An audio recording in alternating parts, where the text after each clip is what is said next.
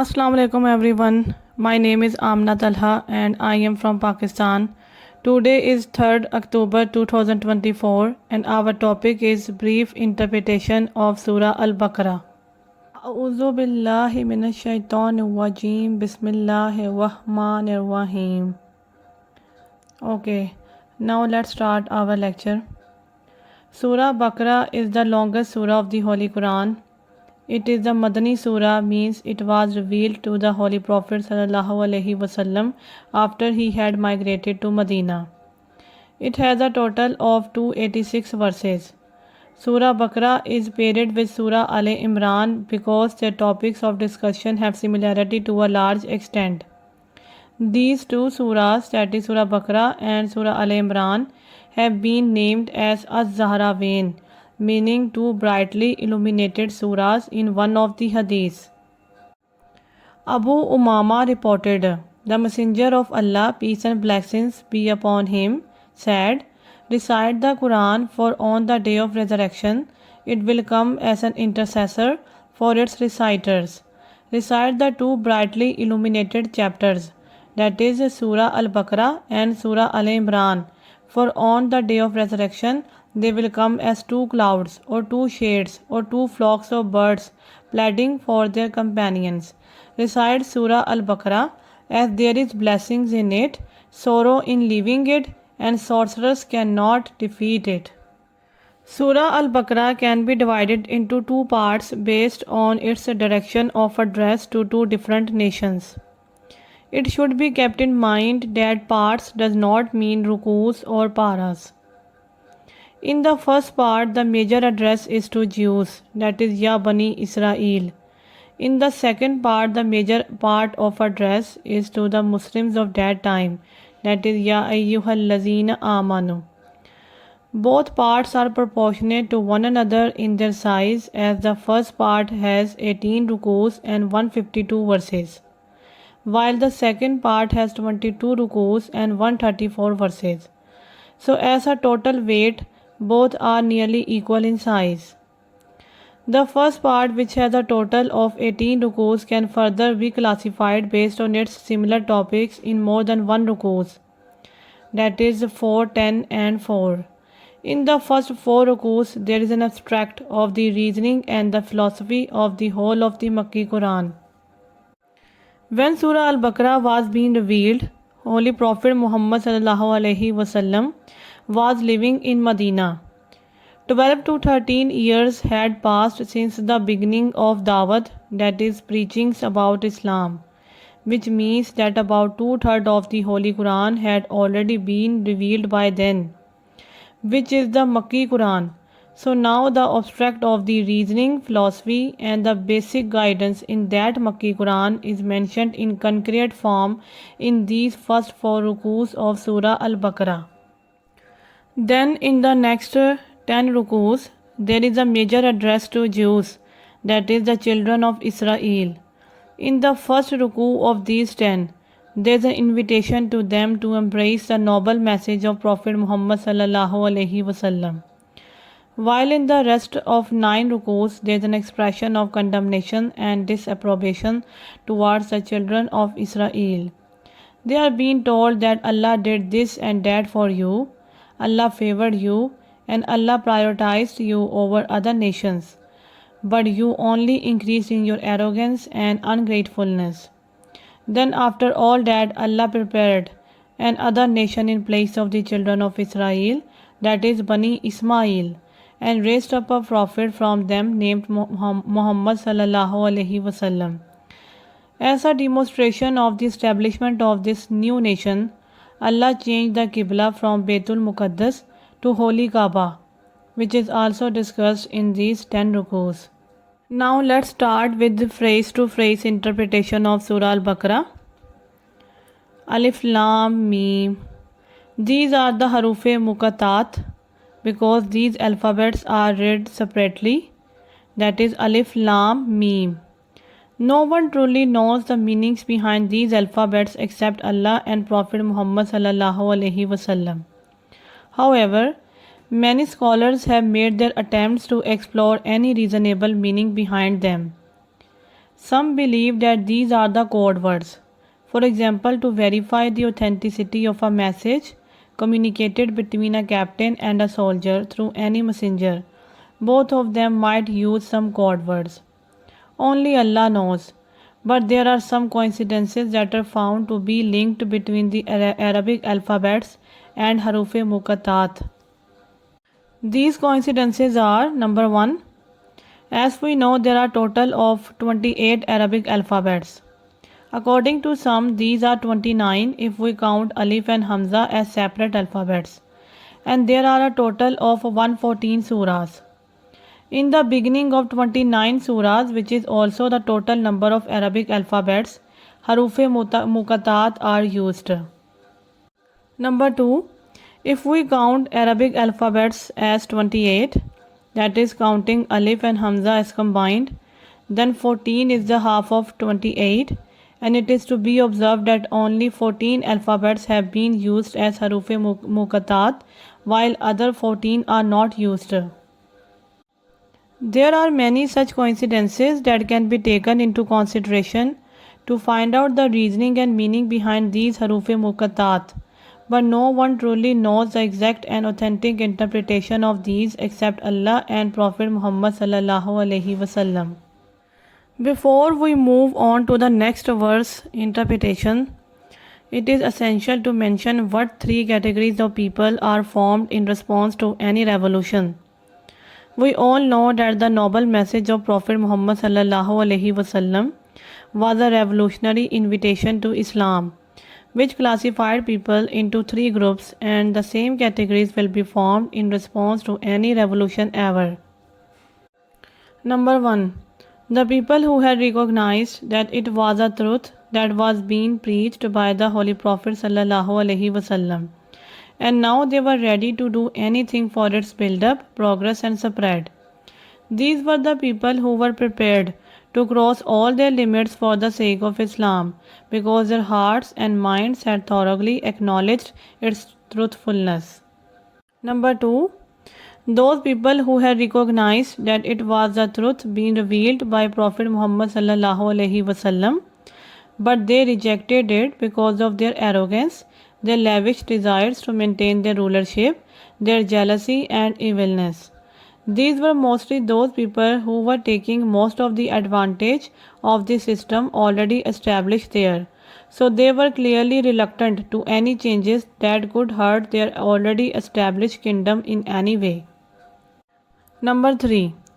Third group of people consists of those who are in between the two extremes, that is munafiqeen, hypocrites. These can be further classified into two subgroups. The first subgroup consists of those munafiqeen that accepted Islam with an evil intention of spreading disbelief and doubt within the Muslims. So they accepted Islam externally with their tongues and little acts, but internally their hearts and minds were never Muslim. The second subgroup consists of those munafiqeen that entered the deen of Islam wholeheartedly and decided to dedicate their lives to it, because internally their hearts and minds had recognized the truthfulness of Islam. But due to weakness of character and vulnerability of willpower, they were unable to follow all its principles and to fulfill all its requirements. Thus they only followed it whenever it seemed easy to them, and refused to act upon something that demanded from them any hardship or sacrifice. These three categories of people will be formed in response to any revolutionary message, as was formed in the times of Prophet Muhammad sallallahu alaihi wasallam. Now let's come back to interpretation. Zalikal kitabu la rayba fi hudan lil muttaqin. Translation: This is the book, there is no doubt about it, a guide for those mindful of Allah. Here the word Al-Kitab is used for the Holy Quran, because there were predictions about it in all the previous books like Bible, Torah and Psalms. Allah says that now the book about which there were prophecies have been revealed to you, and there is no doubt in neither its revelation nor in any of its words. It is a guidance for those people who are concerned about Allah, who are conscious of Allah, who are mindful of the fact that Allah is watching all their acts. The people who have righteous personality and wise vision always get attracted to good deeds, and they mostly unintentionally refrain from sinful acts of their own.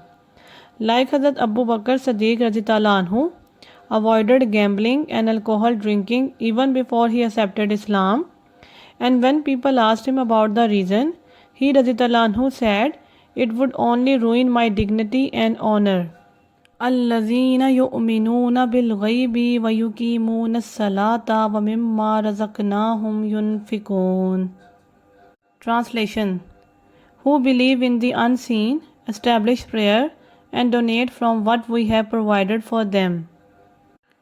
In this verse are given the characteristics and attributes of those people who are always mindful of Allah. These people believe in the unseen, establish prayer, and give donations. It is to be noticed that the Holy Quran can be a guidance only for those who believe in the unseen.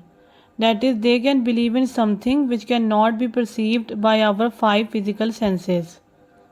Only those people can acknowledge that there is a wide world of reality beyond this materialistic world, and only then can they have faith in the message of the Holy Quran.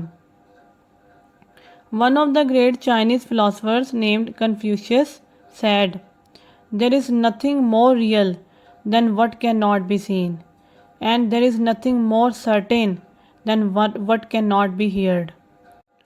Some scholars present a feeble thought that Confucius might be a prophet because many of his teachings are based on the proper moral lessons. We know that there were thousands of prophets sent by Allah, but only some prophets are mentioned by name in the holy books. Other prophets although gave the same message as those mentioned by name in the Holy Quran, but people might distorted their message and twisted their image according to their own beliefs. As is the case of Prophet Isa alayhi salam we see today, who is considered a son of Allah by the vast majority of people, that is Christians, despite his constant teachings regarding the oneness of Allah. There are many things in the Holy Quran that belong to the unseen world, for example, souls, heaven and hell, angels, etc. So, if one wants to seek guidance from the Holy Quran, he or she must first be prepared to believe in an imperceivable world. Other attributes mentioned are that they offer prayers regularly 5 times a day and also give charity to the poor. وَالَّذِينَ يُؤْمِنُونَ بِمَا أُنزِلَ إِلَيْكَ وَمَا أُنزِلَ مِن قَبْلِكَ وَبِالْآخِرَةِ هُمْ يُوقِنُونَ. Translation: And who believe in what has been revealed to you, O Prophet, and what was revealed before you, and have sure faith in the hereafter. It is very important because it is a common thought of today that it is not necessary at all to study the other holy books like Bible and Torah. It is not necessary can be true to some extent, but to say that there is no benefit in studying other holy books is clearly wrong. While studying these books, if we read anything that is against or contrary to the blessed teachings of the Holy Quran, then we should not believe in that specific part of that holy book, because we know that none of the other holy books are present in the original forms as sent by Allah, and we also acknowledge that the Holy Quran is the last book sent by Allah, so it is the most recent text that we should seek regarding resolution of any matter. There are many things we can study from other sacred books, like we find the chronological order of the prophets in Torah, their history in correct order, and many of their stories are mentioned with more details in other holy books. In the end of this verse, it is mentioned sure faith in hereafter. Why do we need 1 degree higher faith in hereafter as compared to other things mentioned in the verse? This might be a question in your mind right now. In my opinion, belief in the hereafter makes a person focus on his character building more than the faith in unseen, Holy Quran, and other sacred books, and on Prophet Muhammad sallallahu alaihi wasallam. The main factor which forms the foundation of righteousness in character and conduct in a man is the firm faith in the hereafter, because it is where all our acts will be ultimately judged by Allah. Only the concern about Akhirah, that is hereafter, makes a person mindful of his all the acts, because it makes him acknowledge that whatever he is doing is not going to somewhere wasted and vanished, but he will be made accountable and answerable for all of these acts. This concern then puts forth the foundation of efforts he makes to improve himself. If we have faith on the unseen, the Holy Quran, sacred books, and the Prophet Muhammad sallallahu alaihi wasallam as the last prophet of Allah, but have no belief in the upcoming of the day of judgment, then the religion of Islam will only be about expression of love and tribute in the forms of naats, nasheeds, some poetry lines, etc., while our character and conduct out of reach and range of others' eyes will not be based on the blessed teachings of Islam. Thus, there would be no internal influence within ourselves, and we would be deprived of the true spirit of Islam. Ulaika ala hudam mir rabbihim wa ulaika humul muflihun. Translation: It is they who are truly guided by their Lord, and it is they who will be successful. So these are the people who are considered to be guided by Allah, and they are truly successful. It is important to ponder upon the word successful here. Allah clearly informs us that these people are included in the list of guided ones and successful ones. However, as we are indulged in our worldly lives, we consider luxury and high financial status as the real success. Business progress and building up more and more factories is considered as a true success, and the biggest success is when you die with leaving some property for your next generation. Now read what Allah defines as success. What is success in the eyes of Allah? If high financial status and living standards were really a success, then Allah surely had given such success to His beloved prophets. But all His prophets spent an extremely simple life, and all they were given was purely an utmost guidance, which is a clear proof for us that the true success doesn't lie in any of the worldly gains, but surely in guidance. إن الذين كفروا سواء عليهم أأنذرتهم أم لم تنذرهم لا يؤمنون. Translation: As for those who persist in disbelief, it is the same whether you warn them or not, they will never believe. Up to now, we have discussed the first category of people who were formed in response to revolution as presented by Holy Prophet Muhammad sallallahu alaihi wasallam. Remember the categories we discussed in the beginning. We have discussed their attributes and the things they have faith in.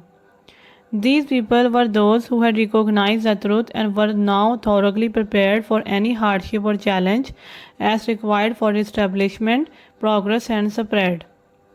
Now from this verse we are starting discussion on the second category of people, formed as a result of revolutionary presentation by Holy Prophet Muhammad sallallahu alaihi wasallam. So here it is said that for those people who persisted in disbelief, even after they had recognized the truth, there is nothing that can awaken them. There is nothing that can influence them to change their minds, whether you warn them or not, because they are not persisting on disbelief due to their lack of knowledge or comprehension, but doing so based on their arrogance and lavish desires to maintain their rule and other evil intentions. You can awaken someone from sleep, but how can we awaken someone who is asleep by choice? ختم الله على قلوبهم وعلى سمعهم وعلى أبصارهم غشاوة ولهم عذاب عظيم. Translation: Allah has sealed their hearts and their hearing, and their sight is covered. They will suffer a tremendous punishment. Allah opens whatever a way we choose for us.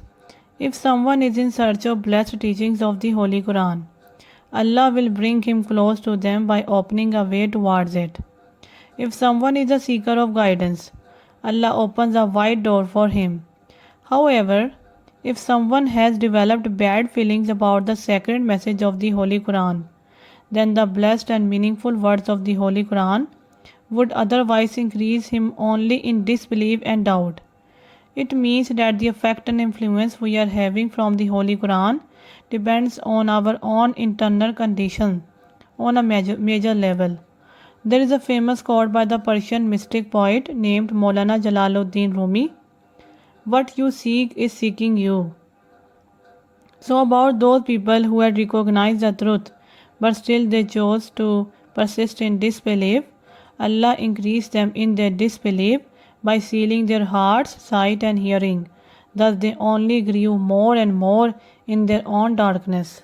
وَمِنَ النَّاسِ مَن يَقُولُ آمَنَّا بِاللَّهِ وَبِالْيَوْمِ الْآخِرِ وَمَا هُمْ بِمُؤْمِنِينَ. Translation: And there are some who say, "We believe in Allah and the last day," yet they are not true believers. From here, the third category of people is now being discussed, that is munafiqeen. As we mentioned earlier, the munafiqeen can be classified into two further subgroups based on the presence of the internal evil intention or not. If munafiqeen entered the religion of Islam with the initial intention of causing mischief and spreading doubt among the Muslims of that time, then they were evil munafiqeen. Examples of such munafiqeen can be the scholars of Jews at that time, that is ulama-e-Yahud. Many of these ulama eagerly presented their interest in the message of Islam to be able to sit in the gatherings of Muslims without any objection, but then they made their attempts to twist, to distort, and to mock the blessed teachings of the Holy Quran due to their evil intention to spread doubt among the Muslims of that time. However, as the word munafiq or nifaq is not mentioned here, many scholars also believe that the verse is addressed majorly to those munafiqeen who entered the religion of Islam with pure intentions of understanding and applying it. But as they moved forward, they found out that there were some principles and rulings that were difficult for them to follow. So, due to their weakness of character and vulnerability of willpower, they decided to stay in the safe zone. As a conclusion, this verse can be directed to either group of munafiqeen or it can be directed to both at the same time. يُخَادِعُونَ اللَّهَ وَالَّذِينَ آمَنُوا وَمَا يَخْدَعُونَ إِلَّا أَنفُسَهُمْ وَمَا يَشْعُرُونَ. Translation: They seek to deceive Allah and the believers, yet they only deceive themselves, but they fail to perceive it. This verse again can be directed to either group of munafiqeen because both were deceiving Allah and the believers. But one group with purely bad intentions while others were even unaware of their own disease, that is the weakness of character and willpower. As for the first group, whose best example is ulama-e-Yahud, who thought that they were successfully spreading disbelief among the Muslims by pretending to be one of them, that is by becoming a munafiq and deceiving Allah.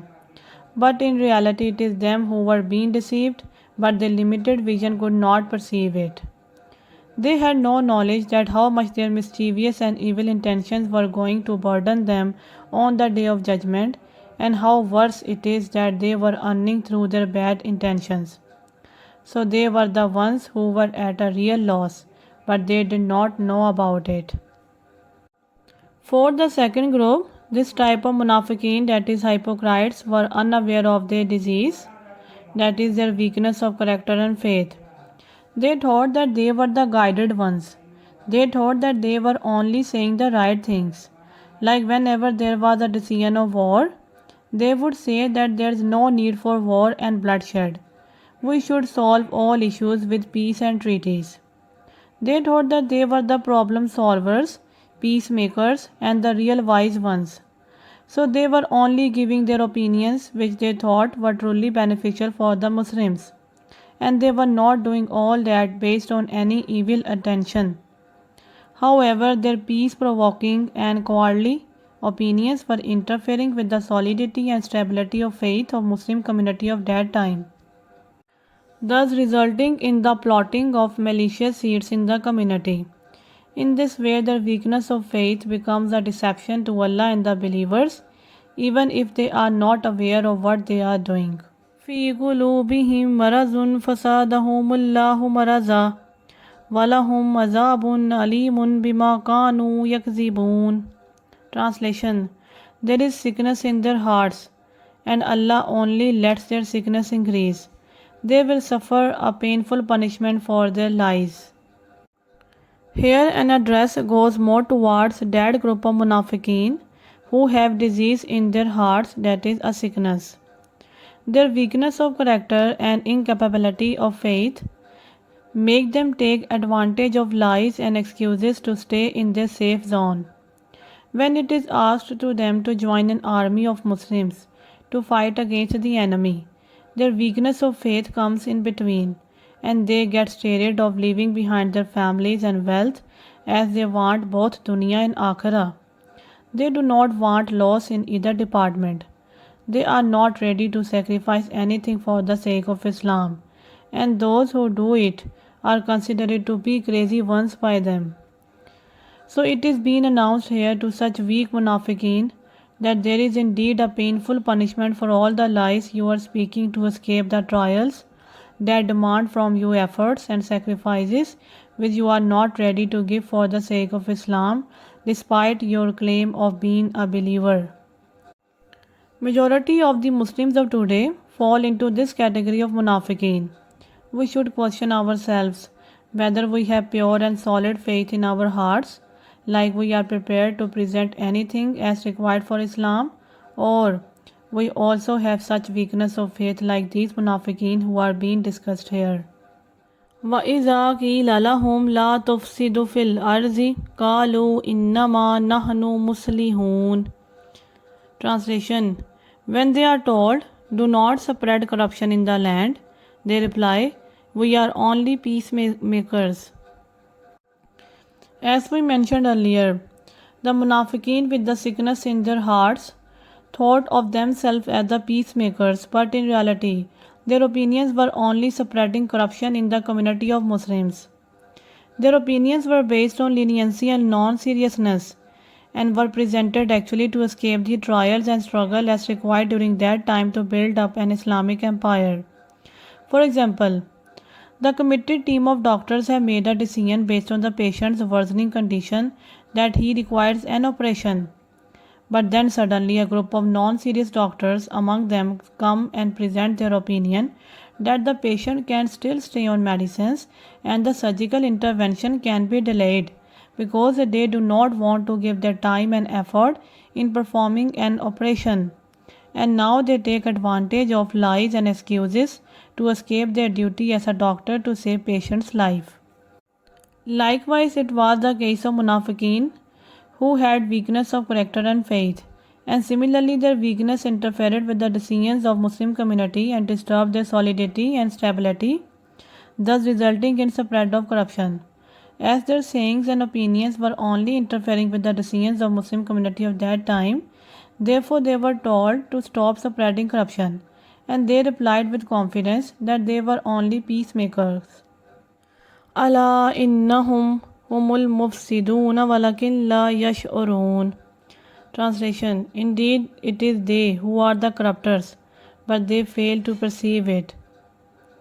So they were the real corrupters, and their opinions were creating real corruption in the Muslim community of that time.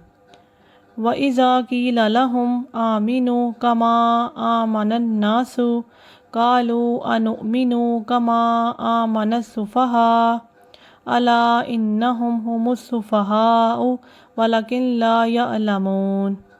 Translation: And when they are told, believe as others believe, they reply, will we believe as the fools believe? Indeed, it is they who are fools, but they do not know. Those munafiqeen who had weakness of character and faith within them thought that it was just a foolishness to make efforts against the disbelievers to establish an Islamic empire. They were of the view that all matters should be solved peacefully without any need for war and bloodshed. which had now become essential at that critical time. Thus, when they were told to believe in Allah and His Messenger sallallahu alaihi wasallam, as others had believed, they refused after thinking of those true believers as fools. But Allah clearly announces here in this verse that these munafiqeen are the real fools, but they do not know. To bring any revolution, the people who are truly committed to it are prepared for any kind of difficulty and challenge. They can make countless efforts and sacrifices with dedication and always do as required, just for the sake of completion of their goals. These people are not like normal people having normal desires of living normal lives. Instead, their vision and perspectives are higher, that make them the great people in their overall existence. These people appear as crazy ones or fanatics, but remember the famous quote by Steve Jobs here. The people who are crazy enough to think that they can change the world are the ones who really do. So, although the true believers seemed as fools to normal people, as they were extremely devoted to bring about the Islamic revolution in that polytheist and illiterate nation, but Allah clearly states and informs to everyone that the real fools were not those thoroughly devoted believers, but actually non-serious and adamant munafiqeen. وَإِذَا لَقُوا الَّذِينَ آمَنُوا قَالُوا آمَنَّا وَإِذَا خَلُوا إِلَى شَيَاطِينِهِمْ قَالُوا إِنَّا مَعَكُمْ إِنَّمَا نَحْنُ مُسْتَهْزِئُونَ. Translation: When they meet the believers, they say, "We believe." But when alone with their evil associates, they say, "We are definitely with you. We were only mocking." As mentioned earlier, Munafiqeen always wanted to stay in their safe zone. They were like a tunnel which had two openings, so that they could run in any direction as per their convenience. When they were with believers, they made several affirmations on their Islamic saints to make them believe that they were also one of them. But when they met their associates, they made them sure that with Muslims they were only mocking. In this way, they were keeping both parties satisfied with them, of course, with the constant use of lies, excuses, and manipulating plots. Allahu yastahzi'u bihim wa yamudduhum fi tughyanihim ya'mahun. Translation: Allah will throw their mockery back at them, leaving them to continue wandering blindly in their defiance. Allah opens whatever a way we choose for us. As munafiqeen are not pure from within their hearts, Allah keeps them impure in their chosen way. If they had any desire to seek guidance, Allah would open a way for them to come closer to blessed teachings of the Holy Quran. But as they chose mockery and manipulation against Muslims, Allah kept them preoccupied in their chosen ways. أولئك الذين اشتروا الضلالة بالهدى فما ربحت تجارتهم وما كانوا مهتدين.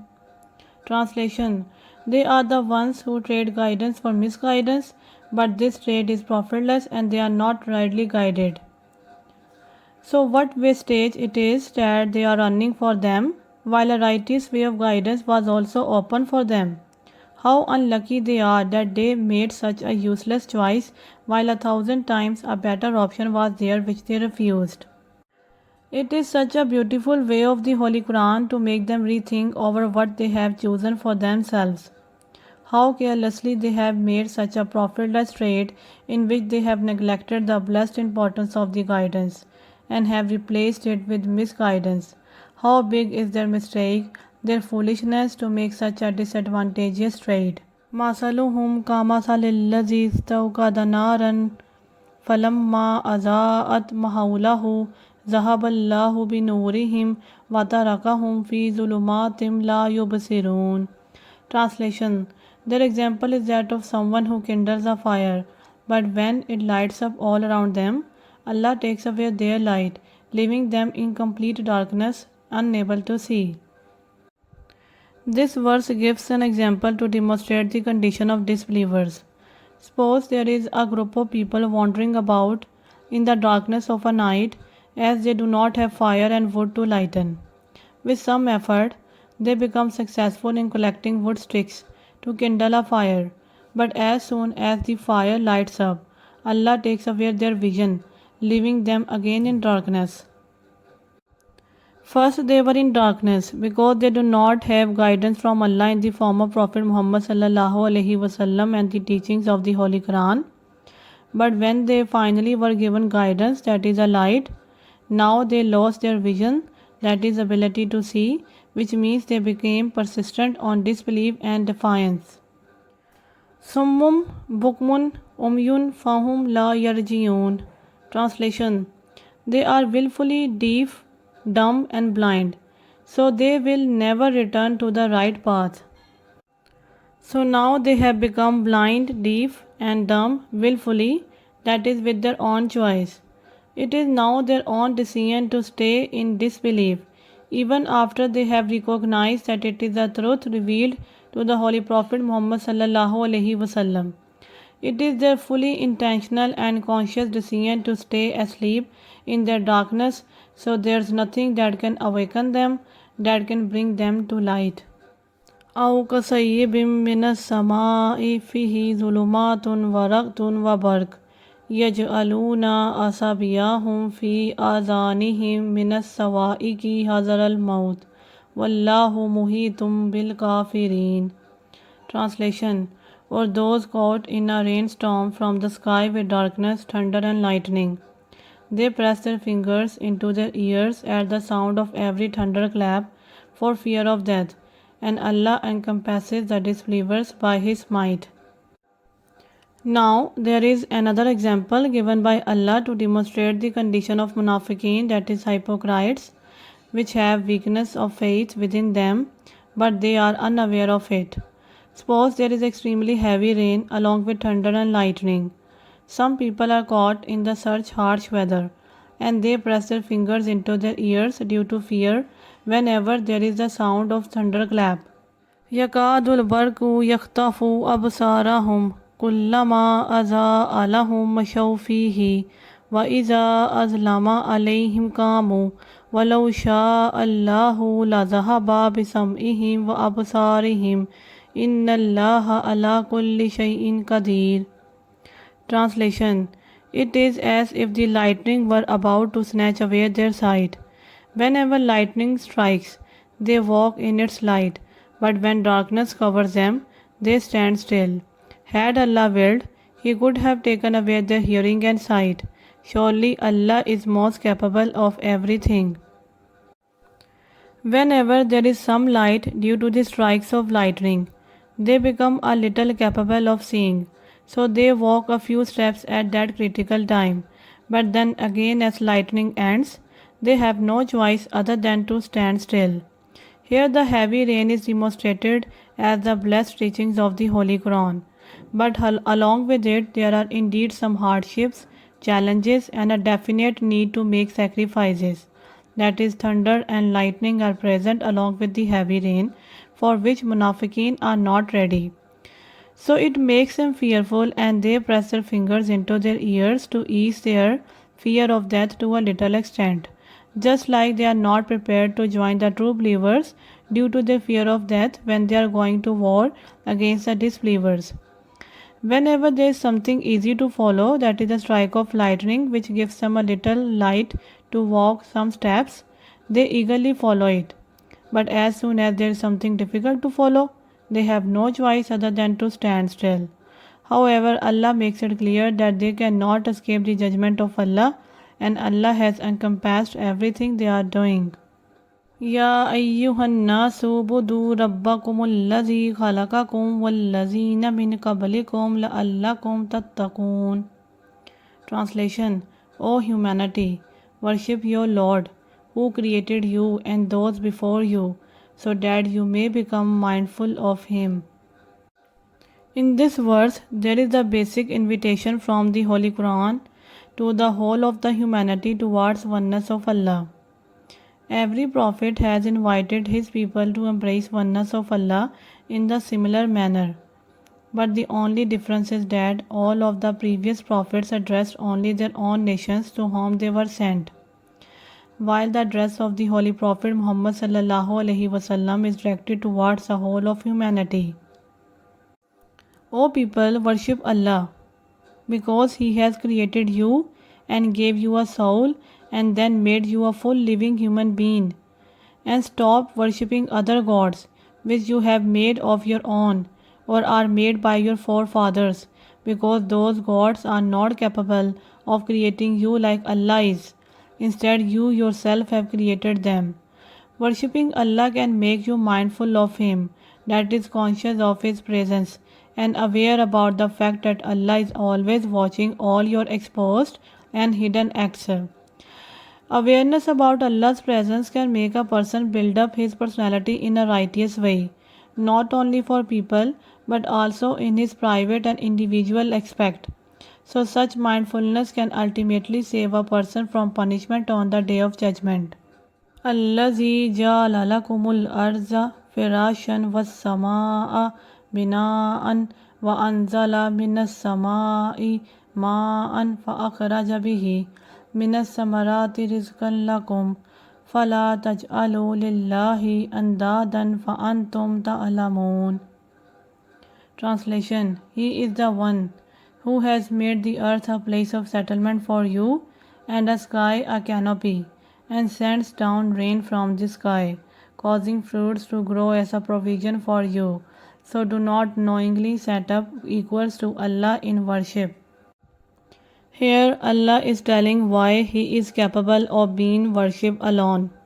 He says that He is the one. He has made earth a place for us to live and settle, and a sky like a covering cloth over us, and it is He who sends down rain from the sky, which then causes fruits to grow as source of provision for us. Do yourself made gods can also make all these things happen for you? Obviously no. So do not set up anyone equal in worship to Allah. It is to be mentioned here that all the disbelievers of that time believed in Allah as the ultimate God, but they were used to associating other small gods with Allah Almighty. They had created their own gods and had given them names of their own, and they believed that these gods would be able to save them from hellfire on the day of judgment by presenting their commendation in their favor. وَإِن كُنتُم فِي رَيْبٍ مِّمَّا نَزَّلْنَا عَلَىٰ عَبْدِنَا فَأْتُوا بِسُورَةٍ مِّن مِّثْلِهِ وَادْعُوا شُهَدَاءَكُم مِّن دُونِ اللَّهِ إِن كُنتُم صَادِقِينَ. Translation: And if you are in doubt about what we have revealed to our servant, then produce a surah like it and call your helpers other than Allah if what you say is true. This is the challenge of the Holy Quran. It offers the disbelievers to produce a book like that of the Quran. Then this challenge reduced to 10 surahs, and now here it is only about one surah like that of the Holy Quran. فَإِن لَمْ تَفْعَلُوا وَلَن تَفْعَلُوا فَاتَّقُوا النَّارَ الَّتِي وَقُودُهَا النَّاسُ وَالْحِجَارَةُ أُعِدَّتْ لِلْكَافِرِينَ. Translation: But if you are unable to do so, and you will never be able to do so, then fear the fire fueled with people and stones which is prepared for the disbelievers. This is an extremely fascinating expression of the Holy Quran, in which first it puts its challenge in front of the disbelievers, and then it tells them with piercing eyes that you will not be able to complete this challenge, even if you take help of all your associates. This challenge of the Holy Quran can also be one of its miracles, because despite the large number of disbelievers who were completely against the noble teachings of the Holy Quran, no one ever dared to come in the ground to fulfill this challenge against the words of the Holy Quran. How Allah knew that no one would make such an attempt only belongs to His supreme knowledge and wisdom. وَبَشِّرِ الَّذِينَ آمَنُوا وَعَمِلُوا الصَّالِحَاتِ أَنَّ لَهُمْ جَنَّاتٍ تَجْرِي مِن تَحْتِهَا الْأَنْهَارُ كُلَّمَا رُزِقُوا مِنْهَا مِن ثَمَرَاتِ رِزْقًا قَالُوا هَٰذَا الَّذِي رُزِقْنَا مِن قَبْلُ وَأْتُوا بِهِ مُتَشَابِهًا وَلَهُمْ فِيهَا أَزْوَاجٌ مُطَهَّرَةٌ وَهُمْ فِيهَا خَالِدُونَ. Translation: Give good news or profit to those who believe and do good, what they will have gardens under which rivers flow. Whenever provided with fruit, they will say, "This is what we were given before." for they will be served fruit that looks similar but tastes different. They will have pure spouses, and they will be there forever. In this verse, good tidings are given to Allah's blessed people because they believed in the holy message of the noble Quran and also did good deeds with pure intentions. Now Allah informs them that they will be given gardens under which rivers will be flowing. They will also will be provided with fruits which will be similar in appearance to the fruits of this world, but their taste will be 1,000 times more delicious as compared to the fruits of this world.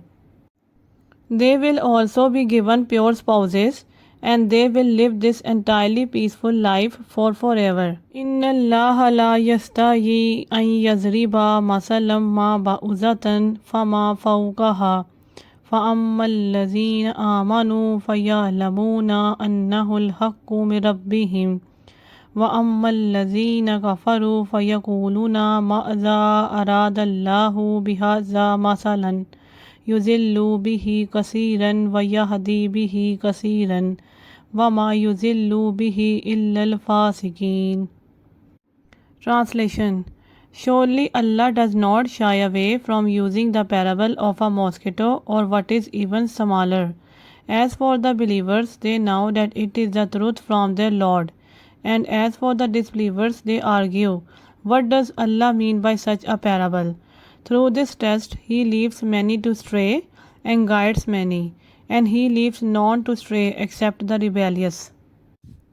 When the Holy Quran was being revealed, disbelievers left no stone unturned to mock the blessed teachings of the Holy Quran. They raised nonsense objections and gave insulting remarks from time to time. At one occasion, they started mocking the examples and parables Allah had given in this noble book. In response to their mockery, Allah answers with supreme wisdom that He does not shy away from giving parables of mosquito or even things that are smaller than it. Parables are given in accordance with the resemblance of real things to which they are directed for demonstration. So it doesn't matter if the parable is of small creature like that of a mosquito, if the true demonstration of the things for which the parable is used is also small. Allah answers them with the same teachings and the same sacred words of the Holy Quran. He has guided many, and there are many who refuse to accept it for no meaningful reason, so they are left astray.